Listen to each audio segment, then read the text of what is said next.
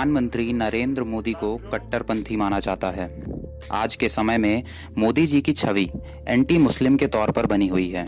इस वीडियो में हम जानने की कोशिश करेंगे कि क्या मोदी जी मुस्लिमों के विरोधी हैं या ये मात्र एक भ्रम फैलाया गया है। हम आपको ऐसे ही कुछ कारण भी बताएंगे जो हमें सोचने पे मजबूर करते हैं। उन कारणों की तहकीकात करें उससे पहले हम कुछ पार्टी की स्थिति के बारे में बात कर लेते हैं। भले ही नरेंद्र मोदी जी की कट्टरपंथी छवि बनी हो या भले ही वे एक कट्टरपंथी नेता हों, पर चुनाव अभियान में उन्होंने राम मंदिर की बात तक नहीं की, बल्कि गिरिराज सिंह और प्रवीण तोगड़िया जैसे नेताओं को कड़वे बयानों से बचने की भी सलाह दी। उनके रुख के विपरीत आरएसएस के सहयोगी संगठनों से जुड़े कुछ नेता विवादित मुद्दों को हवा दे रहे हैं।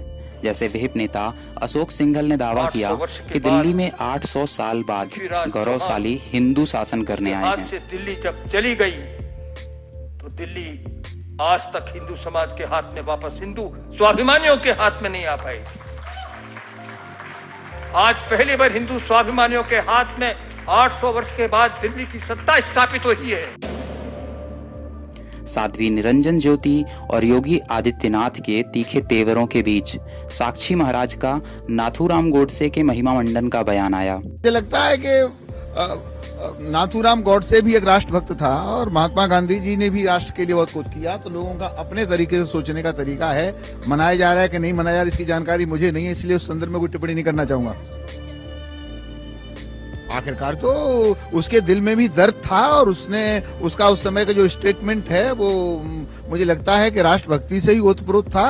किसी कारण से गुस्सा से अगर उसने कोई गलती की होगी तो मुझे संदर्भ में नहीं, लेकिन वो राष्ट्रद्रोही भी नहीं था। बयान बाद में वापस ले लिया गया था, पर तीर तो चल चुका था।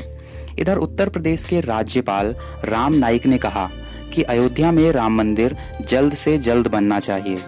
इसी तरह धर्म जागरण और घर वापसी जैसी बातें पार्टी की नई राजनीति से मेल नहीं खाती। यहाँ पे एक सवाल उठता है कि क्या वजह थी कि राष्ट्रीय स्तर पर पार्टी ने मंदिर से किनारा किया। वर्ष 1989 से 2009 तक 20 साल तक पार्टी अयोध्या में भव्य राम मंदिर बनाने का वादा करती रही, पर मोदी के नेतृत्व में उतरी भाजपा ने इस वादे को नरम करके पेश किया। चुनाव घोषणा पत्र के 42 में से 41वें पेज पर 2 लाइनों में इसे निपटा दिया गया। मंदिर निर्माण की संभावनाएं तलाशने का वादा, यह भी कि यह तलाश संवैधानिक दायरे में होगी। कभी लगता है कि मोदी सरकार हिंदुत्व को ढो रही है, दूसरी ओर कोई न कोई जहरीले बयान देता है जिससे बखेड़ा हो। यह जानबूझकर भी हो सकता है और अनायास भी। वहीं दूसरी ओर पार्टी में संघ के हस्तक्षेप को भी नकारा नहीं जा सकता। वस्तुतः पार्टी अपने अंतर विरोधों से जूझ रही है। अटल बिहारी वाजपेयी की सफलता के बाद पार्टी को यह भी समझ में आया कि उसे अपना जनाधार बढ़ाना होगा। इसके लिए उसे आरएसएस की छाया से अलग करना होगा। पर क्या यह कभी संभव है? जब 26 मई को नरेंद्र मोदी की सरकार बनी थी, तब उसे लेकर खड़े हुए तमाम संदेहों में यह भी था कि क्या यह सरकार संघ के सीधे हस्तक्षेप से बच पाएगी। यह पार्टी संघ परिवार का हिस्सा है, पर फिर भी उसके भीतर एक क्षण रेखा गैर संघी है। अटल बिहारी वाजपेयी की सरकार ने हाथ बचाकर काम किया था, भले ही दिखावा रहा हो। वर्ष 1992 में वाजपेयी ने बाबरी विध्वंस पर खेद व्यक्त किया था। What happened in Ayodhya on 6th was very unfortunate. It should not have happened. We tried to prevent it,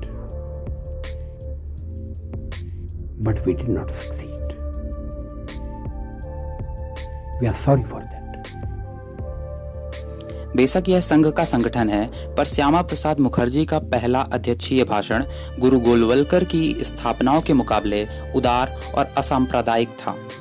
इन सभी बातों से कई बार ऐसा प्रतीत होता है जैसे पार्टी ने कभी सीधे तौर पर मुस्लिमों का विरोध करने जैसा कुछ नहीं किया हो। वहीं दूसरी ओर जहरीले बयान देने वालों के खिलाफ पार्टी ने सख्ती के साथ कभी कुछ नहीं कहा। मोदी सरकार ने कांग्रेस के 3 महत्वपूर्ण नेताओं में से 2 को अंगीकार किया है, महात्मा गांधी और सरदार पटेल। उन्होंने जयप्रकाश नारायण को भी पसंदीदा नेताओं में रखा है, पर वे नेहरू के प्रति उपेक्षा भाव व्यक्त करने से नहीं चूकते। इसका कारण केवल यही नहीं है कि गांधी और पटेल गुजरात से ताल्लुक रखते हैं, यह भी है कि भारत में धर्मनिरपेक्षता की स्थापना और सांप्रदायिकता विरोधी राजनीति में सबसे आगे नेहरू थे। हिंदू या हिंदुत्व को लेकर भाजपा और कांग्रेस दोनों अंतर विरोधों का शिकार रहे हैं। गांधी की तारीफ करने के बाद गांधी के हत्यारे की तारीफ कैसे की जा सकती है? गांधी की हत्या के बाद सरदार पटेल के समय में ही आरएसएस पर पाबंदी लगी थी। फिर भी भाजपा पटेल की मुरीद है। हालांकि लखनऊ में 6 जनवरी 1948 के भाषण में पटेल ने सार्वजनिक तौर पर इस बात का संकेत दिया था कि वो हिंदी महासभा और आरएसएस को कांग्रेस का हिस्सा बनाने के पक्ष में थे। हालांकि कई बार मोदी जी ने इस कट्टर छवि से हटने की कोशिश की है। व्यक्तिगत रूप से भी मोदी पटेल से प्रभावित हैं। सरदार पटेल कानून के शासन और सभी समुदायों के साथ समान व्यवहार की नीति पर चलते थे। नरेंद्र मोदी ने भी अपनी छवि ऐसी ही बनाने की कोशिश की है। इस कोशिश में संघ परिवार से उन्होंने टकराव भी मोल लिया। नवंबर 2008 में उनकी सरकार ने गुजरात में 90 से ज्यादा मंदिरों को गिराया तो विश्व हिंदू परिषद ने उनके खिलाफ आंदोलन छेड़ दिया था। मोदी को बाबर और औरंगजेब तक कहा गया। अंततः मोदी को वह अभियान बंद करना पड़ा, पर ऐसा लगा कि वे अपनी कट्टर छवि से हटना चाहते हैं। साथ ही उन्होंने कई बार कांग्रेस की जगह लेने की भी कोशिश की।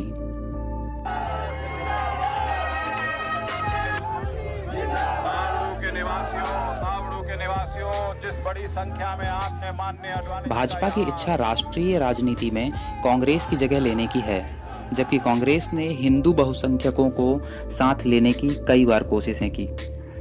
सन 1971 में बांग्लादेश के जन्म, सन 1979 में मीनाक्षीपुरम धर्मांतरण और एक हद तक ऑपरेशन ब्लू स्टार में इंदिरा गांधी की राजनीति से भाजपा नेता असहमत नहीं थे। सन 1986 में अयोध्या में ताला खुलवाने और 1989 में शिलान्यास कराने में कांग्रेस सरकार की भूमिका थी। सन 1992 में बाबरी मस्जिद जब गिराई गई तब केंद्र में कांग्रेस की सरकार ही थी। अब तक आप पार्टी की थोड़ी बहुत स्थिति को समझ पाए होंगे। चलिए अब बात कर लेते हैं, क्या नरेंद्र मोदी जी मुस्लिमों के खिलाफ हैं? देश में पिछले 5 साल में सबसे बड़ा भ्रम यह खड़ा किया गया है कि मोदी जी मुस्लिमों के खिलाफ हैं। यदि आपको वाकई लगता है कि मोदी जी मुस्लिम विरोधी हैं, तो आपको इन तथ्यों के बारे में सोचना चाहिए। पहला है 2 बच्चों का कानून। आजादी के समय हिंदुस्तान में मुस्लिम आबादी कुल आबादी का 9% थी, जो कि बढ़कर अब 16% हो चुकी है। इसी दौरान हिंदू 87% घटकर 80% पर आ गए हैं। जाहिर है कि देश में 2 चाइल्ड पॉलिसी न होने के कारण धार्मिक जनसंख्या का संतुलन लगातार बिगड़ रहा है। 2 बच्चों का कानून बनाना बीजेपी का प्रिय मुद्दा रहा है। 1999 के चुनाव में भी यह मुद्दा बीजेपी के एजेंडे में शामिल था। वाजपेयी जी ने 2 बार सरकार भी बनाई, लेकिन उन्होंने यह कानून संसद में नहीं रखा। बिल संसद में गिरता है या पास होता है, यह बाद की बात है, किंतु वाजपेयी जी ने कभी भी यह बिल संसद में रखा ही नहीं। संसद में बिल रखने के लिए बहुमत नहीं चाहिए होता, बहुमत बिल को पास कराने के लिए चाहिए होता है। वाजपेयी जी के पास यह तर्क था कि वे गठबंधन की सरकार चला रहे हैं और उनके पास बीजेपी के सिर्फ 186 सीटें। लेकिन वाजपेयी जी की तुलना में मोदी जी की स्थिति काफी मजबूत है। मोदी जी के पास लोकसभा में पूर्ण बहुमत है, अतः वे चाहते तो 2 चाइल्ड लॉ को मनी बिल का लेबल देकर पास करवा सकते थे। आपको बता दें कि यदि किसी कानून को मनी बिल का लेबल देकर पास किया जाता है तो उसे राज्यसभा में नहीं भेजा जाता, बल्कि लोकसभा से पास होने से ही वह कानून बन जाता है। किंतु मोदी जी ने 2 चाइल्ड लॉ के लोकसभा में रखने से साफ इनकार कर दिया। मोदी जी यदि इस मनी बिल के नाम से पास ना कराना चाहें तो वे संयुक्त सत्र बुलाकर भी इस बिल को पास करा सकते थे, क्योंकि उनके पास संयुक्त सत्र में बिल पास कराने के लिए भी पूर्ण बहुमत है।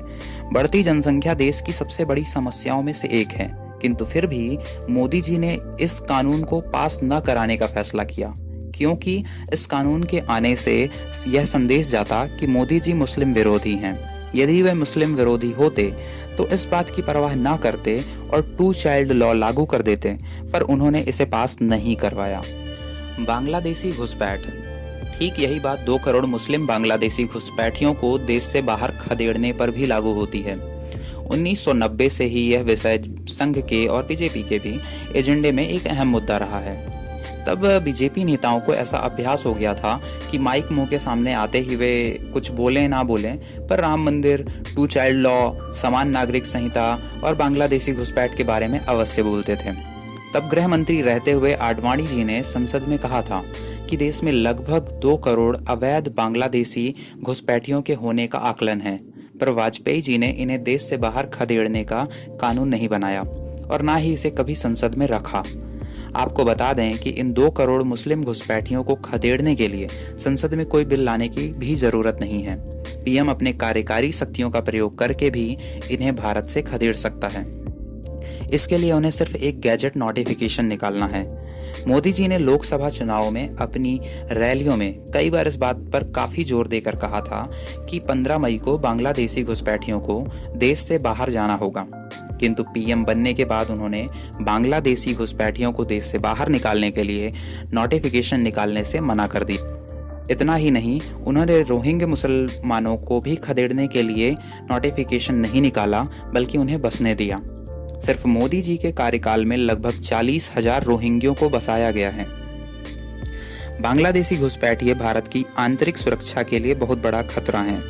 2012 में इन्होंने असम की एक तहसील पर हमला करके लगभग 1 लाख हिंदुओं को भागने पर मजबूर कर दिया था और आज असम व बंगाल की सीमावर्ती तहसीलों पर उनका दबदबा बढ़ता जा रहा है। सुरक्षा की दृष्टि से यह एक संवेदनशील मुद्दा है और बीजेपी के नेता इस मुद्दे को लगातार उठाते रहे हैं। मोदी जी पर इन्हें खदेड़ने का आदेश निकालने का बहुत दबाव था, किंतु मोदी जी मुस्लिम विरोधी नहीं हैं, अतः उन्होंने इसके लिए कोई आदेश नहीं निकाला। इतना ही नहीं, मोदी जी ने आधार कार्ड में यह घोषणा जोड़ने से भी इनकार कर दिया था कि मैं शपथ पूर्वक घोषणा करता हूं कि मैं भारत का नागरिक हूं। यदि मोदी जी यह घोषणा जुड़वा देते तो ये घुसपैठिए आधार कार्ड नहीं बनवा पाते और इनकी पहचान बेहद आसान हो जाती। जाहिर है कि मोदी जी मुस्लिम विरोधी नहीं हैं, वरना वे बांग्लादेशी घुसपैठियों को खदेड़ने के लिए नोटिफिकेशन जारी कर देते हैं, या कम से कम रोहिंग्यों को तो ना बसने देते। और हाँ, इसका सीए और एनआरसी से कोई लेना देना नहीं है। राम मंदिर, यही स्थिति राम मंदिर निर्माण की है। प्रधानमंत्री के पास यह शक्ति है कि वह देशव्यापी जनमत संग्रह करवाकर राम जन्मभूमि का अधिग्रहण कर सकते हैं और यह भूखंड मंदिर निर्माण के लिए दे सकते हैं, पर वाजपेयी जी ने इस शक्ति का उपयोग राम मंदिर कानून बनाने के लिए नहीं किया। जाहिर है वाजपेयी सेकुलर थे और मुस्लिम भावनाओं को ठेस नहीं पहुंचाना चाहते थे। मोदी जी चाहते तो आज भी जनमत संग्रह करवाकर इस भूखंड का अधिग्रहण कर सकते थे और मंदिर निर्माण के लिए रामलला कमेटी को दे सकते थे। जनमत संग्रह द्वारा प्रस्ताव पास करने के बाद सुप्रीम कोर्ट इस मामले में कोई दखल नहीं कर सकता, किंतु इससे यह संदेश जाएगा कि मोदी जी मुस्लिम विरोधी हैं। अतः मोदी जी ने राम मंदिर निर्माण का मामला कोर्ट पर छोड़ दिया था। और इतना ही नहीं, काशी विश्वनाथ और मथुरा जन्मभूमि देवालय तो मोदी जी ने अपने एजेंडे से ही निकाल दिए। इसके अलावा कुछ अन्य छिटपुट फैसले भी हैं जो मोदी जी ले सकते थे, किंतु उन्होंने, चूंकि वे मुस्लिम विरोधी नहीं हैं, इसलिए उन्होंने नहीं लिए।